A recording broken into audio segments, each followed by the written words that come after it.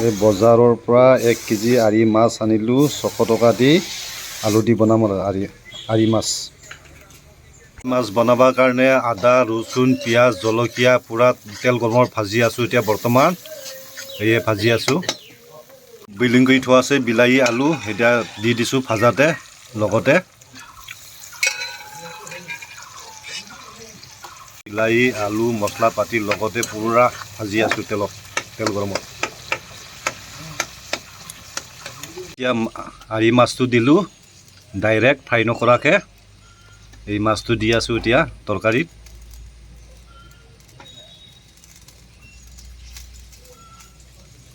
good morning everyone আজি বজাৰৰ পৰা আৰি মাছ 1 কেজি আনিলোঁ 600 টকা আৰু বেলেগ টেকনিকত বনাইছোঁ আজি আৰি মাছটো তেল গৰম কৰি পেলাই পিঁয়াজ জলকীয়া ধনিয়া গুড়া মছলা পাতি পুৰা ফ্ৰাই কৰি লৈছোঁ আৰু আলু আৰু বিলাহীটো বইলিং কৰি পেলাই আকৌ তাতে ফ্ৰাইত পুৰা গুড়া কৰি লৈছোঁ তাৰপিছত আৰি মাছটো